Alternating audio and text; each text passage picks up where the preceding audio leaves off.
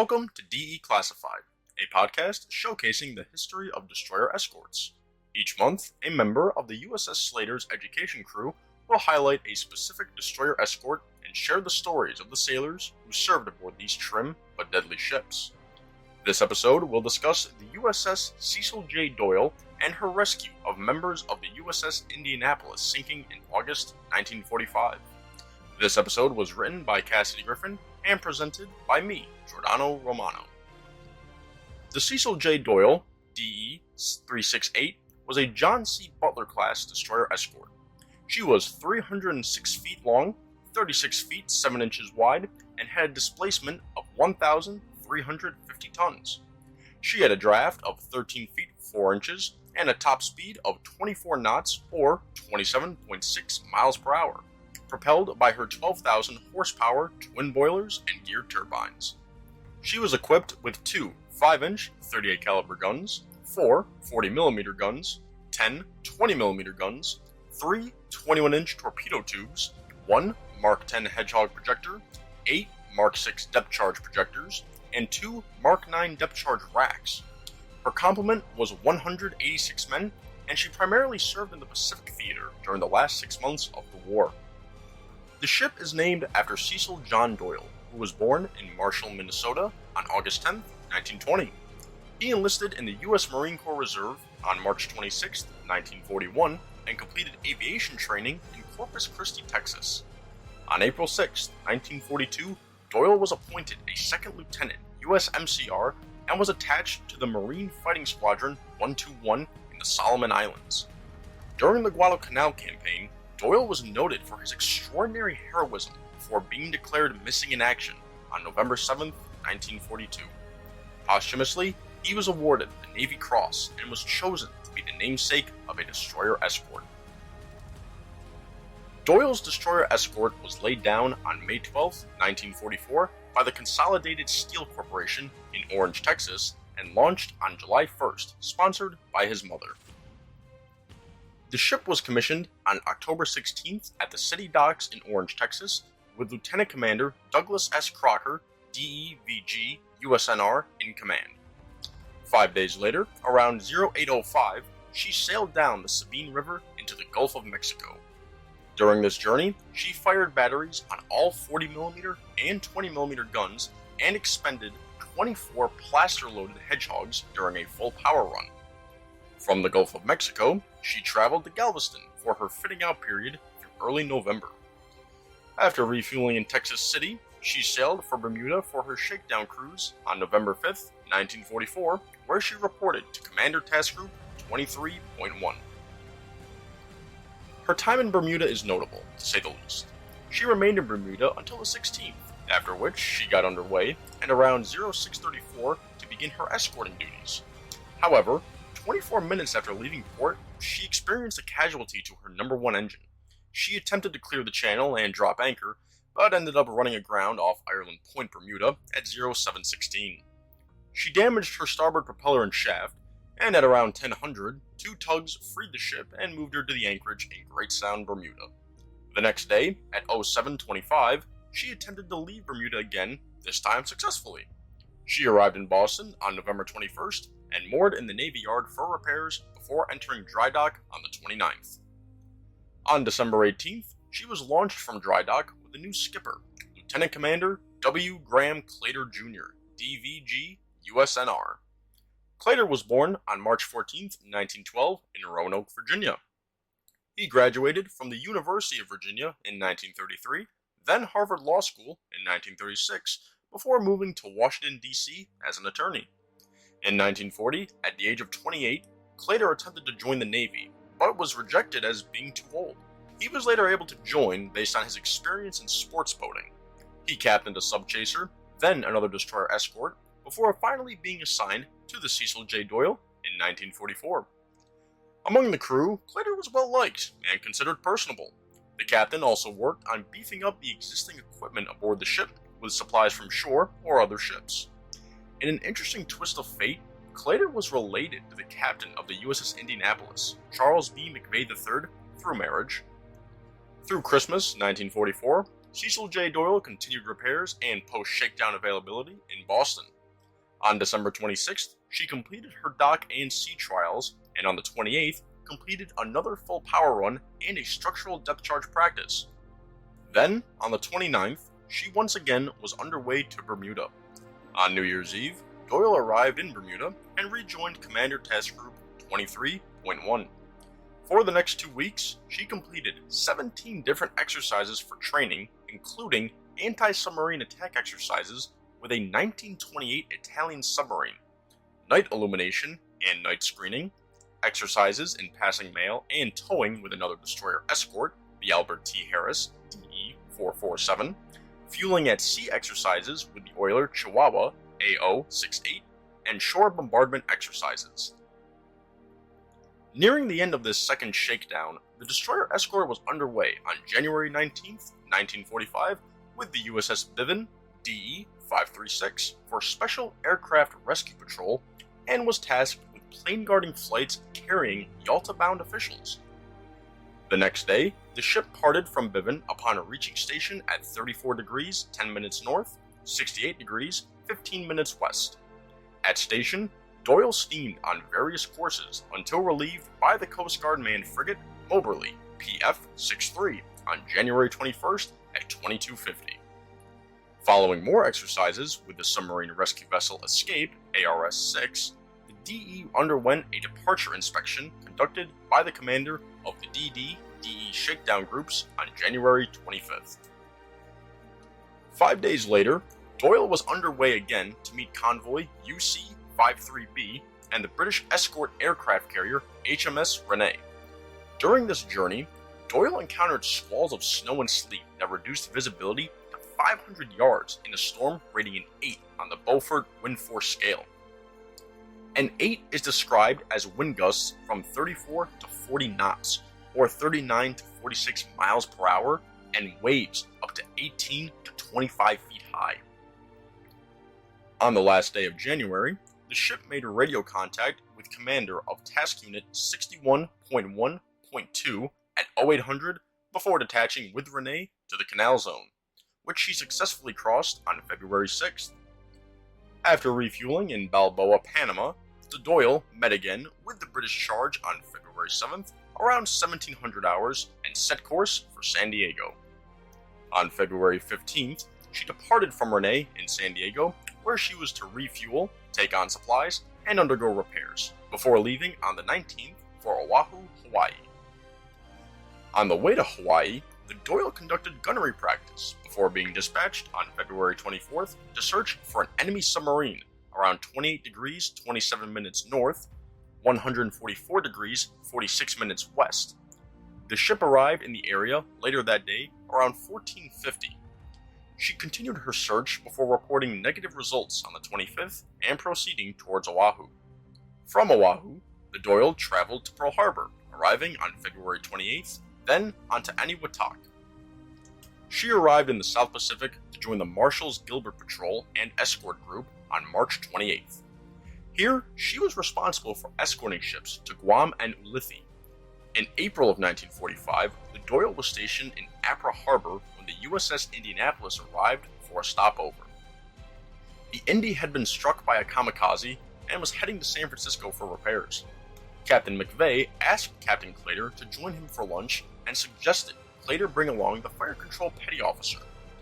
The captain then gave Slater portable gear to augment the ship's firepower, seeing as the Indianapolis was receiving a complete overhaul back in the United States. At the end of April, the Doyle was transferred to the Carolines Surface Patrol and Escort Group, and on May 2nd, she was assigned to protect the coastal road's anchorage near the Palau Islands. The islands were used by the U.S. Navy as a resupply and repair base, and with this new assignment, Slater became the commander's screen, Peleliu Angwar. During this mission, the Doyle was responsible for rescuing several downed aviators, and on May 27th, she bombarded a Japanese garrison on Korora Island. She was responsible for protecting the passage between Guam and Leyte, known as the Petty Convoy Route. Due to the high Allied traffic, it had become a popular station for Japanese submarines.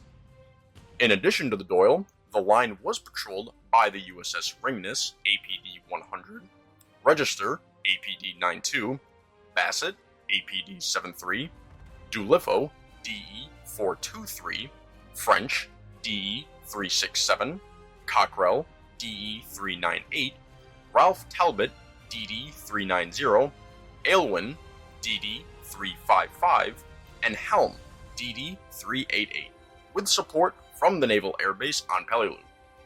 Many of these ships were still in the area in early August when the Indianapolis' sinking became known.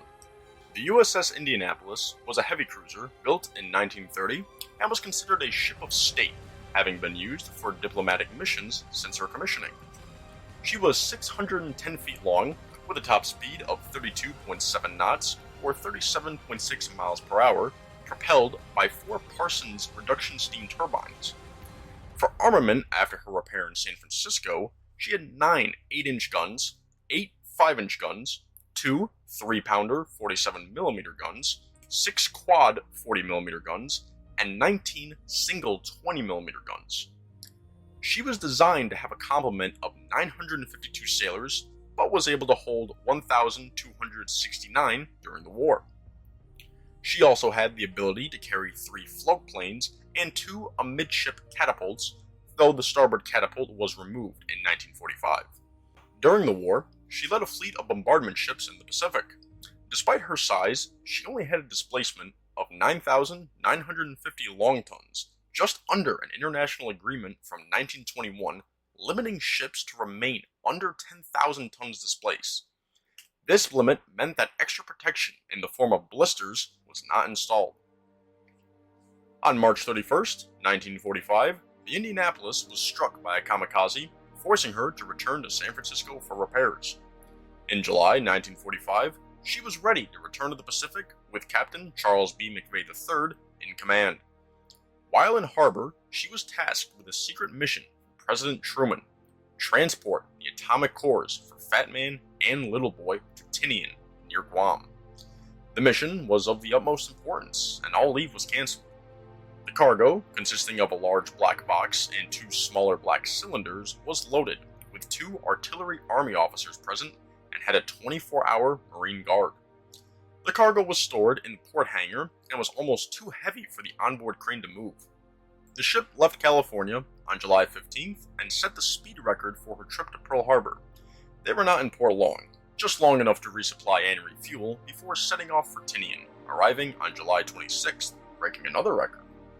Because of the low tide at Tinian, the Indianapolis was assisted by a barge that removed the cargo. The 2 small cylinders, about 24 inches long by 18 inches in diameter, weighed about 200 pounds each and were removed by hand by Indy's crew. After Tinian, she was to travel to Leyte for 17 days of training in preparation for the final stages of the Pacific Campaign. The ship left Guam about 0900 on July 28th. Despite Guam being near the Japanese subbase on Yap Island and the USS Underhill, DE-682, being sunk in the area on the 24th, the Indianapolis was not provided escort protection. The ship was to travel along the Petty Line and cross from Nimitz's command into Kincaid's command. Once in Leyte, she was to join the USS Idaho. Along the way, Captain McVay requested target towing aircraft to cross paths for a training exercise. The ship never made contact with those planes and never arrived in Leyte. On July 29th, around midnight, the Indy was traveling at a modest speed, with her bulkheads open for ventilation and many men choosing to sleep topside due to the hot, humid weather. She was moving steadily, not performing any evasive maneuvers when she was spotted through the periscope of the Japanese sub I-58. The sub was commanded by Lieutenant Commander Mochitsura Hashimoto, who fired 2 torpedoes into the ship at 11:55. The torpedoes caused fires below deck. The ship's bow was blown off, causing her to pitch starboard with her fantail rising rapidly. Captain McVay ordered the bugler to blow "Abandon ship," but the bugler misinterpreted the order and jumped overboard. Men who were topside attempted to cut down life rafts, but the ship's list to about 90 degrees starboard made getting them into the water impossible. The men who managed to escape below decks were placed in life jackets and thrown overboard, most only wearing their skivvies made up of t-shirts and shorts. With the propellers still running, the ship dived, forcing men to swim from the wreck to avoid being caught in the downward suction. 12 minutes after impact, on Sunday, July 30th, the ship was sunk, carrying some 300 men with her. Her final coordinates were around 11 degrees, 34 minutes north, 133 degrees, 47 minutes east. Thousands of gallons of bunker oil floated on the surface, covering survivors. Those without flotation devices relied on their crewmates, who worked to keep them afloat. In an effort to not drift apart, the men hooked their jackets together and placed those without jackets in the center of the group for protection. If a floater net was available, the most injured would sit on top, but there were not enough life jackets or floater nets for all the men in the water. Sailors removed their waterlogged shoes to prevent them from weighing them down, and clothing from the deceased were given to those in skivvies in an attempt to keep them warm. Lieutenant Commander Dr. Lewis L. Haynes, the ship's doctor, worked to provide assistance to those in the water, giving advice to those he came across. First guideline: refrain from drinking the seawater. Second guideline: check on each other overnight. Third guideline: perform roll call in the morning. Despite these precautions, many survivors were lost that first night due to burns, injuries, or drowning. Haynes checked on unresponsive sailors and, if found deceased, would call on everyone to recite a prayer before unhooking their life jacket. In the morning, the sun began to beat down on the men, forcing many to improvise sun protection with torn-up clothing or by covering themselves in the bunker oil that surrounded them. Despite the growing list of problems, spirits remained high that first night and into the morning, as many men believed they would be rescued by Tuesday after the Indy would fail to arrive at Leyte. By the end of day 2, that Tuesday, concerns began to set in. The groups of survivors started drifting apart, eventually being spread out over 25 square miles of ocean and from 55 to 80 miles from the spot of the sinking. Tuesday also brought sharks. The sharks were attracted to the deceased bodies, and once they were gone, they began bumping into the men's legs. When a sailor passed, they would be pushed from the group to prevent shark attacks, as larger sharks grew more aggressive as time went on. Barracudas and jellyfish also started to congregate in the area. On day 3, some sailors began experiencing hallucinations, causing some to try to dive to the ship or swim to imaginary islands. Their Capic life jackets, rated for 48 hours of immersion, were beginning to fail, and it became difficult to keep one's mouth above the water. Sharks, in search of food, began dragging sailors under the surface. By the end of Thursday, many were resigned to their fates. No one was coming. Even men who jumped into the water without injuries struggled with the conditions. From the hot sun to developing saltwater ulcers, there was not enough medication, food, or water for all of the survivors. Severe sunburn meant that skin was blistered and could stick together. Oil caused vision problems that were compounded by the endless sun reflecting off of the water. Men began blindfolding themselves with scraps of fabric to provide any relief. All wounds, whether they were ulcers or otherwise, became infected. At night, once the sun went down, the ocean became chilly, leading many to develop fevers. Due to clerical error, the Indy had an extra order of life jackets, which saved many men during those first few nights. However, as the life jackets became waterlogged, the men found themselves in a predicament. Either struggle to keep your head above the water while being weighed down, potentially to the point of drowning, or attempt to remain buoyant without a jacket. With the life jackets failing, men were forced to remain awake to prevent themselves from inadvertently sinking below the surface. Around day 3, men began fighting over life jackets in an attempt to find ones not as waterlogged, to keep themselves awake, or to make up for imaginary slights. This delirium became widespread, with an estimated 40 to 50% of the survivors suffering from hallucinations. Adding to the risk of hallucinations was the ingestion of salt water, accidental or not. Sailors made themselves vomit if they ingested either salt water or bunker oil, but as time went on and the men became more thirsty, it became more and more tempting to drink the salt water around them. If a sailor gave into the temptation, they would develop hypernatremia, or high concentration of salt in the blood. The condition develops quickly, killing sailors in 3 to 4 hours.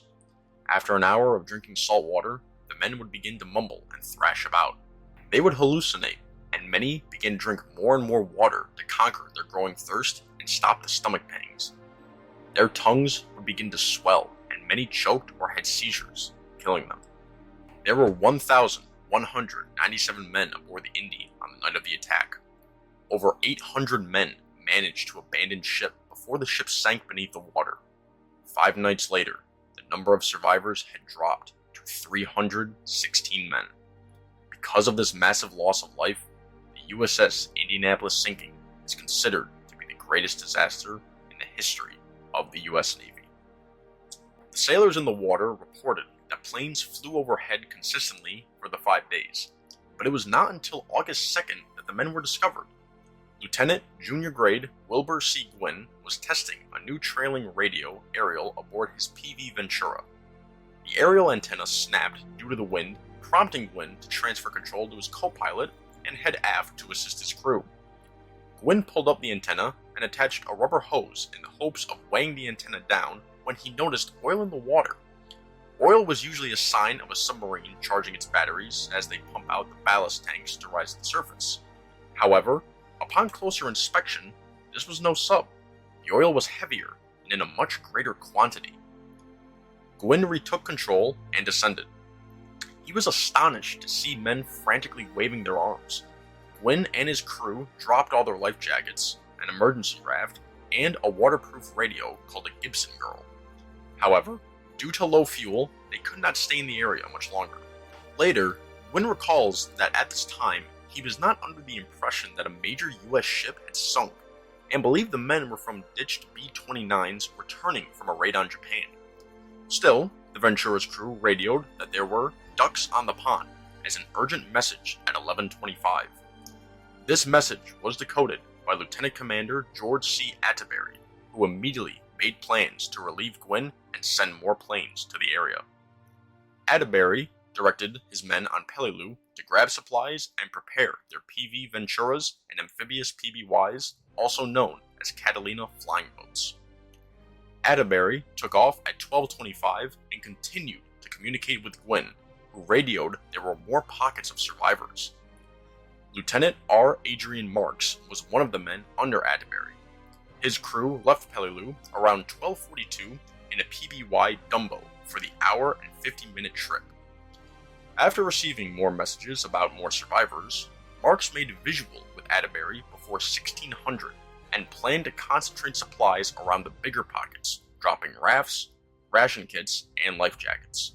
Around 1630, Marks, in a feat of bravery, decided to land his PBY on the open ocean to save more men with oversight from Atterbury.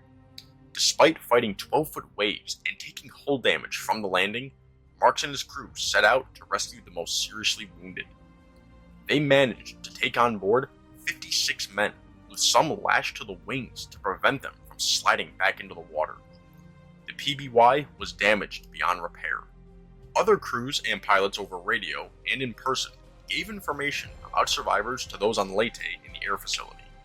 Urgent messages about the number of survivors filled the airwaves, and one radio man transmitted up-to-date information for 11 hours from his plane.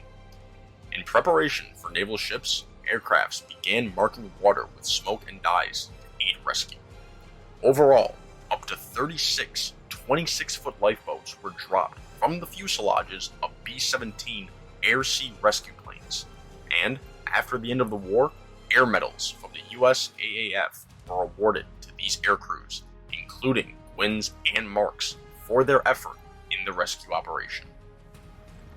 During the time of the discovery, the Cecil J. Doyle was moving in a southwesterly course towards Peleliu. Around 1430, Lieutenant Commander Slater spotted a PBY on an opposite course.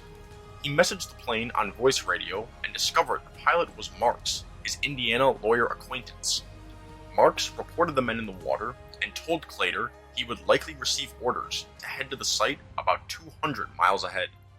Despite his orders to proceed to Peleliu and a lower than desired fuel tank, Slater directed the crew to make a 180-degree turn and steam at flank speed to the site, leaving an hour and a half before the ship received their official orders. Moving at 20 knots per hour, the trip would take the ship about 10 hours to complete. Slater felt that there was no time to spare and pushed the ship to its limits, ordering the boilers' safety valves to be tied down and the engines to be run at full speed. In spite of shafts running so hot, they needed to be hosed down with water to keep them from blowing their bearings. At around 2300 hours on August 2nd, Doyle's radar picked up Mark's plane floating on the ocean. Slater set his sights to get as close to the Dumbo as possible without injuring any of the men in the water. Slater also, in an act of bravery that could have seen him court-martialed, directed both 24-inch searchlights to be turned on. The port arc searchlight was to be aimed forward to guide the ship around potential survivors, while the starboard arc searchlight was to be aimed at the sky to give survivors hope.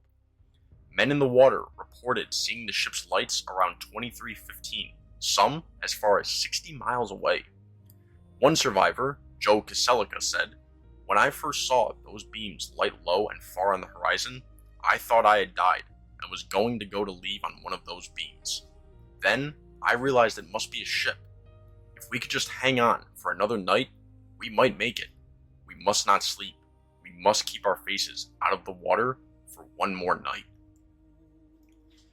Planes dropped parachute flares to help guide the Cecil J. Doyle to Marks' PBY.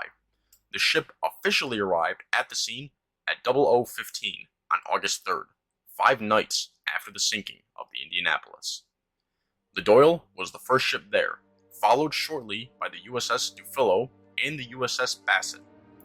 Slater directed his men to prepare the motor whaleboat, line the rails with lookouts, and to gather food, medical supplies, and clothing for survivors. Within 15 minutes of their arrival, the motor whaleboat was in the water to begin transferring men from Marks' damaged aircraft onto the ship. Shortly thereafter, as survivors were brought aboard the ship, information about the sinking was discovered. Lieutenant Commander Dr. Haynes made his way to the bridge to tell the Doyle's crew that the Indianapolis was sunk 4 days prior. The Doyle's communications officer, Lieutenant James A. Fife Jr., was tasked with sending out the first definitive message of the Indianapolis' fate around 0300 on August 3rd. "We are picking up survivors of USS Indianapolis, torpedoed and sunk Sunday night. Urgently request surface and air assistance, and make it secret and top priority." The message was addressed to Vice Admiral Murray, Commander Marianas, who ordered Guam to clear the air and take off at once. Upon hearing of ship's name, Slater was concerned about the fate of his distant relative, who he had just met earlier that year, Captain McVeigh. Dr. Haynes said he saw McVeigh soon after the vessel sank, but he hadn't seen him since. Later in the rescue, Slater learned McVeigh, one of the last men rescued, was safe and aboard the Ringness. Slater was relieved. Around the same time as that urgent message, a raft with 10 men was recovered, and around 0400, a lone sailor was picked up. However, shortly thereafter, the Doyle picked up a sonar contact. In response, Slater turned off the searchlights and retreated from the area in an effort to protect the men in the water. Quickly, it was determined that it was not a submarine, meaning rescue operations could continue. Around 0445, the sun began to rise as the Doyle's crew rescued another 6 men before starting to pick up another 22 survivors just 10 minutes later. A cargo net was slung over the fantail with 6 crew members waiting to assist survivors onto the ship. If the survivors were unable to climb, either a wire basket or a canvas with 2 lines were used as a sling. After over 6 hours of searching, the ship's motor whaleboat was hoisted out of the water, and the Doyle proceeded slowly, searching the area for any more survivors. Slater himself stood on a platform above the flying bridge to direct the ship. The ship continued to search the area in the standard Navy expanded box search pattern, working in tandem with the other ships that arrived on the scene. Overall, the ship rescued 37 men, plus the 56 from Mark's Dumbo, for a total of 93 sailors. In a separate trip, all of the supplies and crew members from Mark's plane were brought aboard before the plane was scuttled by the ship's 40mm guns around 0730. Of the 11 ships that participated in the rescue, The majority were destroyer escorts, or former destroyer escorts turned into high-speed transports. In addition to the Cecil J. Doyle, the USS Dufillo, DE-423, Alvin C. Cockrell, DE-366, French, DE-376, USS Bassett, XDE-672, APD-73, Register, XDE-233, APD-92, and Ringness, XDE-590, APD-100. Other ships that aided in the missions were the Madison, DD-425, Ralph Talbot, DD-390, Aylwin, DD-355, and the Helm, DD-388. With the help of aircraft providing information about survivors and their location, these ships rescued 316 men. The survivors aboard the ship were treated with the utmost care. Their names were recorded before they were given baths and bunks, and provided with clean clothes and food. Every man who was not on watch attended to the survivors' needs. The survivors were fragile, many suffering from sunburns, saltwater ulcers, dehydration, pneumonia, infected wounds, and general inflammation of the nose and throat. Sailors struggled to move survivors without hurting them further, and pharmacist mates worked around the clock to tend to these injuries. Many survivors were unable to stand due to leg cramps and weak constitution. To clean off the bunker oil, survivors were washed with kerosene, but even after that, the oil continued to stain clothing and bedsheets. An example of this care was reported by one survivor, Paul McGinnis. During the ship's journey to Palau, crew members were handing out ice cream to survivors. When it was discovered that he was left out, a Doyle crew member readily gave up his ice cream. If that sailor were alive today, I'd love to thank him again for that blessed ice cream. About noon on that Thursday, Doyle requested and received permission to leave for Peleliu to discharge survivors, refuel, and resupply before returning to the area. They steamed at full speed along with the Bassett, Ringness, and Register, arriving around 0400 on August 4th. Survivors were disembarked to await the arrival of the USS Tranquility AH-14. Most of the survivors spent a week in a base hospital on Samar before being taken to Guam via a C-47 cargo plane, but some of the more injured sailors remained in a submarine rest camp for 2 weeks before being moved to the United States. After the survivors were discharged, the Doyle's crew spent the rest of the day cleaning and resupplying. However, there was no oiler in Peleliu. Slater, using the signal lamp, messaged a merchant ship to stand by to receive us alongside to take on fuel. When the merchant ship refused, Slater used the ship's forward 5-inch 38 caliber gun to persuade the merchant ship to receive their lines. With the ship refueled, the Doyle returned to the site of the sinking to begin the most difficult part of their mission. The quartermaster of the Cockrell, George Clark, recalls, "The sea was awash with corpses to all horizons. We were ordered to retrieve corpses, determine identification if possible, and effect a burial at sea. Whatever personal items were recovered were brought to the quartermaster of the watch, who recorded them in the rough deck log, along with the position the body was buried." All the rescue ships, except for the Bassett, were ordered to perform burial duties for the approximately 550 bodies that remained in the area of the sinking. The mission was a difficult one, but necessary.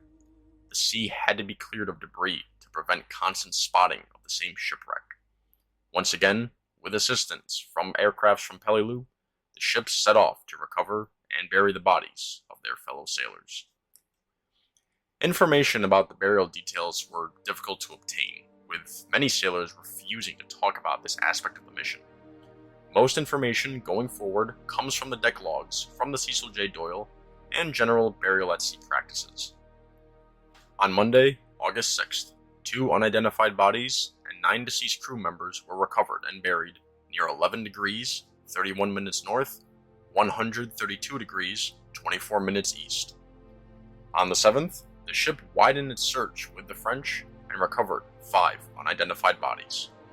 These men were buried at 11 degrees, 13 minutes north, 132 degrees, 8 minutes east. The next day, she continued her search with the French per Com West Car Sub area dispatch dated August 8th, but did not find any more of the deceased. The ship did recover floating debris, which was either sunk or picked up, and exploded a 400 to 500 pound mine. Over the 3 days, sailors continued to fight with sharks, and many sharks were killed by gunner's mates when they traveled too close to the motor whaleboat.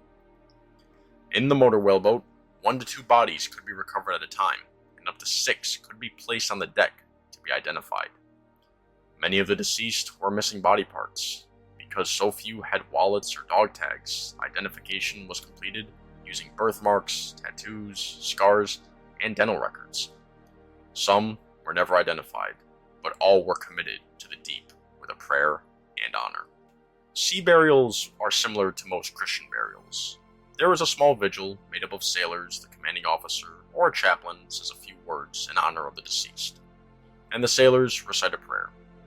The deceased, who were placed in a weighted canvas or mattress covers, are covered by an American flag and lowered into the sea. The navigation officer marks the position of the burial for the family. 1 man from every department was assigned burial duty, and most were around the ages of the sailors they were burying. With the French, the Cecil J Doyle gave final rites to 21 sailors, and remained in the area until all deceased crew were buried and all debris was sunk. After their mission, tending to the crew of the USS Indianapolis concluded, the Doyle continued their efforts in the Pacific Ocean. Later in August, she helped evacuate POWs from Wakayama, Japan, and sank floating mines cut loose by minesweepers off Japanese harbors. She also screened carriers, providing air cover for the landing of occupation troops. Following Japan's surrender, she suffered through 2 typhoons before sailing into Buckner Bay in Okinawa on August 26th for occupation duty. Through mid-November 1945, the Doyle cruised on courier duty between Japanese ports before being dry docked in Yokosuka. After repairs, she sailed for San Francisco, arriving on January 13th, 1946. On July 2nd of that same year, the Cecil J Doyle was decommissioned and placed into reserve. Exactly 11 years and 5 months later, she was sunk as a target during live fire practice. Her captain, Lieutenant Commander Slater, continued a successful career in the Navy, rising to the position of Secretary of the Navy and Deputy Secretary of Defense from 1977 to 1981. In these positions, Slater was noted for his progressive views in support of women's and gay rights. After 1981, Slater became the railroad executive and led Amtrak for 11 years. Captain Slater died on May 14, 1994. Despite seeing through the end to the Cecil J Doyle's career, it does not feel appropriate to conclude without making a note of everything that happened after the Indianapolis' sinking. Days after the survivors were discovered, the first of 2 atomic bombs were dropped on Hiroshima on August 6th, followed by the second atomic bomb on Nagasaki on August 9th. Many survivors who finally learned about the nature of the cargo they transported to Tinian felt conflicted about their part in these bombings. Some mentioned sadness about the massive loss of life, and others felt comfort from their efforts in ending the Second World War. The U.S. Navy, understanding the wider implications of the loss of a famed heavy cruiser, waited to announce the sinking until August 15th, also known as Victory over Japan Day. With the news of Japan's surrender being plastered over newspapers across the globe, the sinking of the Indy was not covered extensively, mostly as a small story on the front page of a few newspapers. Despite the lack of coverage, the public was incensed about the significant loss of life at the end of the war. In addition, many questioned why the Navy did not know where the heavy cruiser was for 5 days. After the sinking, due to a change in protocol for announcing ship's arrival on Leyte, Navy higher-ups were under the impression the Indy was still en route or safely in port. Even after an intercepted message from I-58's Hashimoto reported the sinking of a U.S. ship of Idaho battleship class was decoded, the Navy made no movement towards investigating the matter. When Captain McVeigh inquired about the long delay, the Navy responded that he never sent out the SOS message, despite the ship being under strict radio silence. Declassified records later showed 3 messages were received but not acted upon for various reasons. McVeigh was blamed for these lapses in communications. As a result, the sinking was investigated, and McVeigh was court-martialed, the only commanding officer court-martialed for losing his ship during an act of war. Despite Admiral Nimitz's recommendation that the captain should only be issued a letter of reprimand, Admiral Ernest King and Secretary of the Navy James Forrestal moved forward with the trial. The trial concerned two charges: suffering his vessel to be hazarded by failing to zigzag, and failure to order abandoned ship in a timely manner. After a trial in December 1945, which included testimony from Commander Hashimoto, McVeigh was convicted of not zigzagging. The survivors of the sinking were unanimous in their belief that the conviction was unjust, and in a conversation with a survivor, Nimitz stated that the entire affair was a mistake. In the years since, analysis has poked many holes into the trial.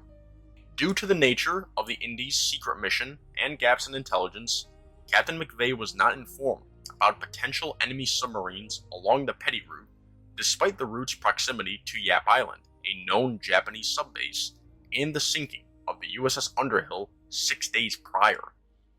Even with this information, by the end of July 1945, the Japanese Imperial Navy was struggling to maintain control around Japan, and many believed the Philippine Sea would be relatively safe from enemy action. This, combined with the routing order for the Indianapolis stating McVeigh has the authority to zigzag at his discretion, made this charge seem ill-placed, especially since McVeigh had ordered the ship to zigzag during the night, only stopping late at night when he believed the visibility was poor. Hashimoto's testimony also adds another layer to this charge. While Hashimoto did acknowledge the ship was not zigzagging, he stated it would not have mattered. If the first two torpedoes missed, the sub would have fired another salvo. Even for the US Navy, an enemy ship zigzagging did not guarantee protection from a submarine, something corroborated by the 4,000 ships sunk by US submarines over the course of the war. While the conviction has justification in law, something McVeigh acknowledged in a statement to the New York Times right after the sinking when he said, "I was in command of the ship and I am responsible for its fate." Opinion has firmly agreed that the conviction was unjust. In accordance with this belief, the punishment for the charge was very light. Those in charge of the trial were unanimous in recommending the reviewing authority exercise clemency. In the end, McVeigh was set back in line for promotion, but even this punishment did not last long, as Admiral King recommended the sentence be set aside when McVeigh retired in 1949. Secretary Forrestal agreed, and McVeigh was promoted to Rear Admiral, as was tradition in that era. Despite support from his sailors and his early accolades during the war, which included a Silver Star for bravery under fire, McVeigh was haunted by the sinking of the Indy and the responsibility placed on his shoulders. In November 1968, McVeigh took his own life. In the years following, survivors and many others fought to have McVeigh's name cleared. Involved in this effort was Commander Hashimoto, who became a Shinto priest after the war at a shrine in Kyoto. In 1999, he wrote a letter to the Senate Armed Services Committee where he reiterated that even if the ship had been zigzagging, the Indy's fate would be the same.